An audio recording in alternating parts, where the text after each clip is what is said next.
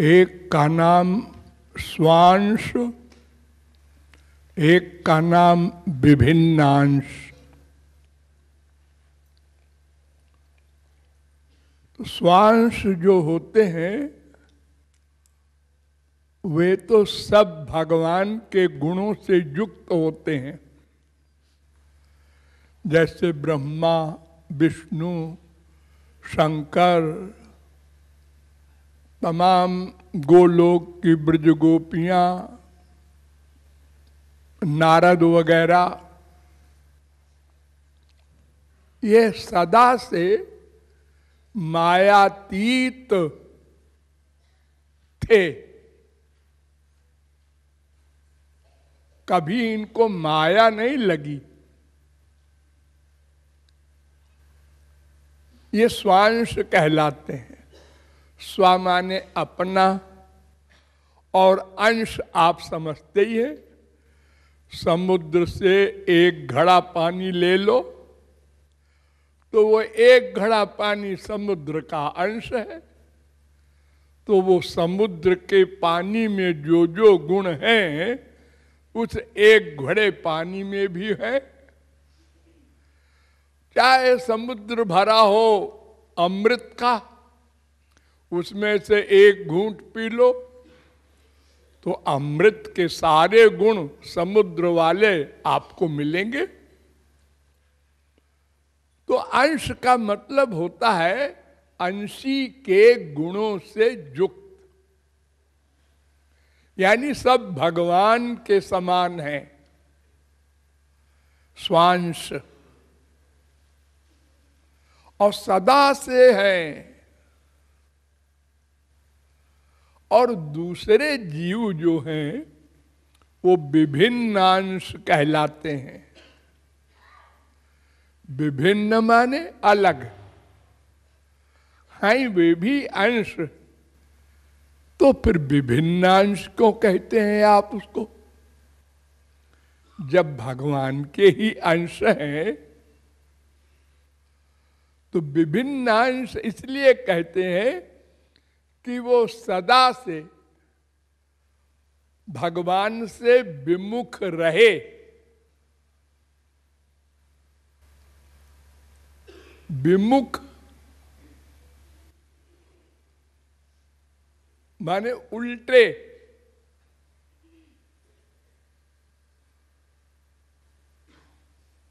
भगवान से विमुख होने पर क्या होता है? माया का आधिपत्य हो जाता है।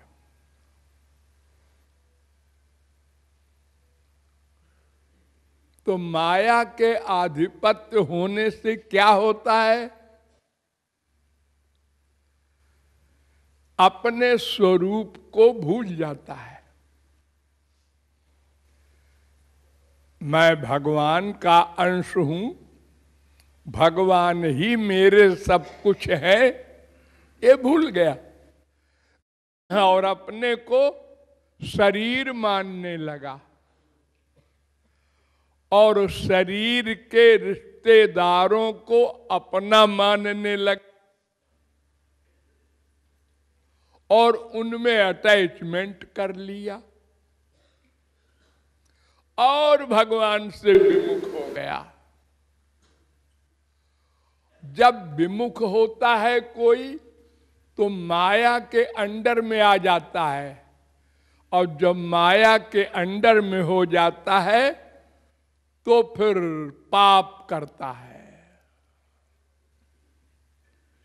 अज्ञान हावी हो गया ना, और जब पाप करता है तो कर्म का बंधन हो जाता है, और जब बंधन हो जाता है तो वो बार बार जन्म लेता है। तो उसका इलाज क्या है? वो विमुखता का उल्टा सन्मुखता, भगवान के सन्मुख हो जाए तो ज्ञान चला जाए कि मैं शरीर हूं, फिर ये ज्ञान हो जाए मैं आत्मा हूं, और आत्मा का रिश्तेदार संसार में कोई नहीं हो सकता। जैसे समुद्र की तरंग, तमाम तरंगे उठती रहती हैं समुद्र में, लेकिन उसका नित्य संबंध समुद्र से है। एक तरंग दूसरी तरंग से मिली और एक तरंग थोड़ी देर रही, एक तरंग बीच में ही समाप्त हो गई। तो ये तरंग तरंग का संबंध अनित्य है। जीव जीव का संबंध, ये जो माँ बाप बेटा स्त्री पति आदि का रिश्ता है, ये सब नश्वर है।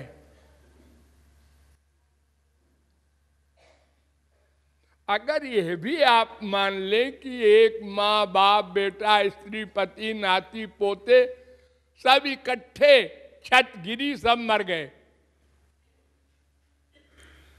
लेकिन मरने के बाद क्या होगा? सब अलग अलग गए। क्यों? क्योंकि सबके कर्म अलग अलग थे।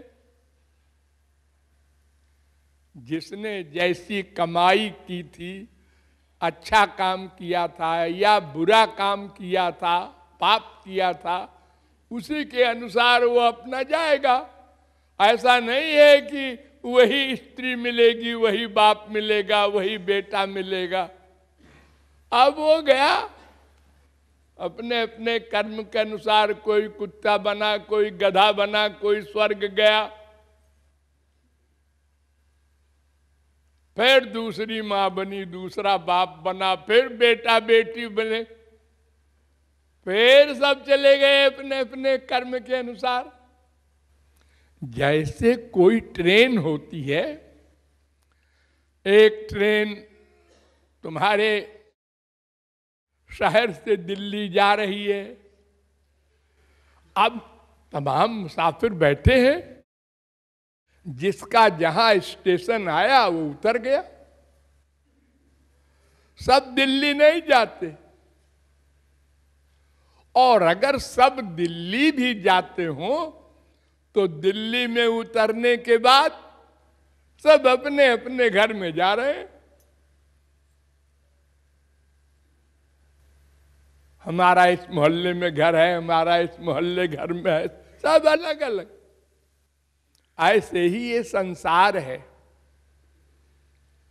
हम सब लोग अपने अपने कर्म के अनुसार भगवान के द्वारा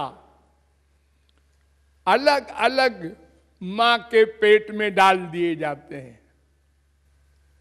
और फिर पूर्व जन्म के कर्म के अनुसार ये भेद होता है। हमारे ही कर्म के अनुसार भगवान ऐसा नहीं करते अन्याय कि जबरदस्ती एक को राजा का बेटा बना दे, एक को भिखारी का बेटा बना दे, एक को कुत्ते की योनि में डाल दे, एक को वृक्ष बना दे। ऐसा नहीं, हमारे कर्म के अनुसार भगवान अलग अलग योनियां देते हैं। मनुष्य योनि में भी बड़ा अंतर होता है। किसी शराबी कबाबी गुंडे के यहाँ हमको डाल दिया उसकी बीवी के पेट में, अब हम भी गुंडे बनेंगे। दिन रात गुंडा हमको भी यही सिखाएगा कि अरे बेटा क्या धरा है नौकरी में, क्या धरा है बिजनेस में। एक दिन में हम लोग बैंक में डाका डाल के करोड़पति हो जाते हैं, और एक को संत के घर में डाल दिया उसकी बीबी के, अब वो जन्म से ही राधे राधे बोल रहा है। एक को बहुत बड़े अमीर के यहां डाल दिया, वो नशे में हो गया, भगवान भगवान की बात सुन के हंसता है। तो इस प्रकार सबके अपने अपने कर्म के अनुसार जन्म होता है। लेकिन जब वो सन्मुख हो जाता है भगवान के, तो फिर माया भागी तो माया के परिवार वाले साहब बिस्तर बांध बांध के भागे, काम क्रोध लोभ मोह सब इकट्ठे ऐसे भागे जैसे प्रकाश होते ही अंधकार भागता है। किधर से भागे किसी ने देखा ही नहीं।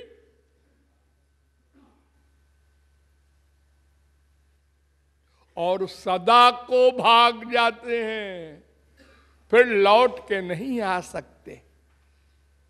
एक बार भगवान का बन जाए तो फिर वो स्वांश हो जाता है, विभिन्नांश नहीं रहता। इतनी बात जो मैंने आपको बताया, इसके लिए भागवत में एक श्लोक है। देखो वेद व्यास का कमाल।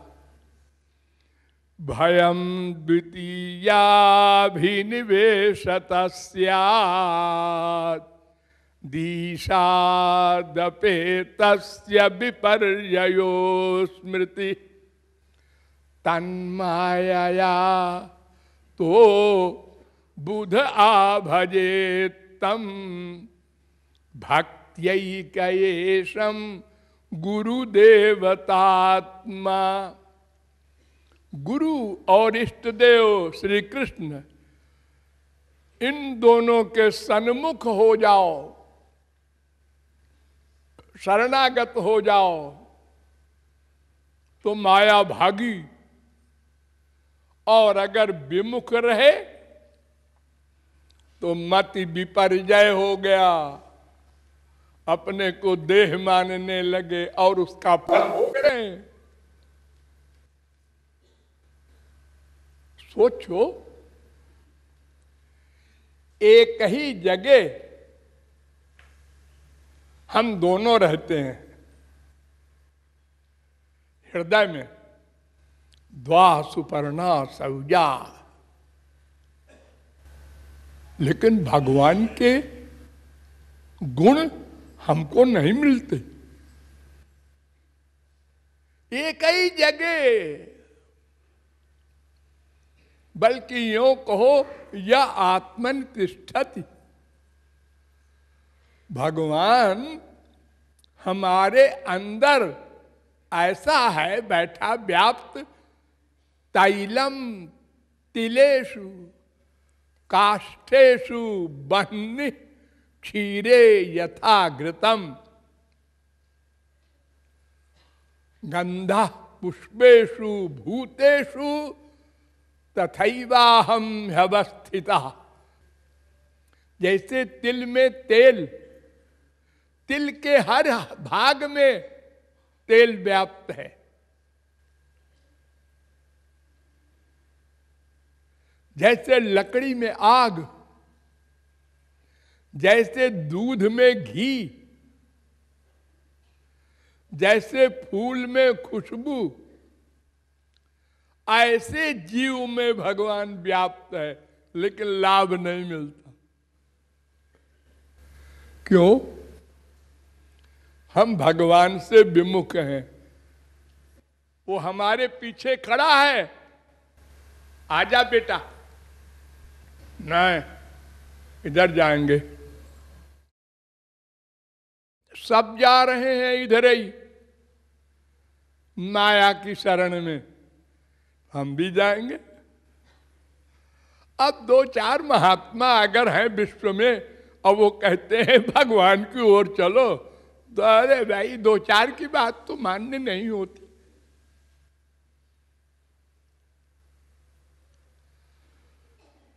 ये भूल हमने कर रखा है। कब से? सदा से। आप ये न सोचिएगा कि एक दिन विमुख हुए कैसे। लोग ये तर्क करते हैं, भोले भाले लोग, कि आखिर ये माया लगी भगवान के विमुख होने के कारण, तो भगवान के विमुख हुए क्यों? एक दिन हुए नहीं, सदा से विमुख हैं, सदा से माया लगी है। लेकिन अगर एक बार सन्मुख हो जाए, 100% शरणागत हो जाए और माया भाग जाए तो सदा को भागेगी, फिर नहीं आएगी।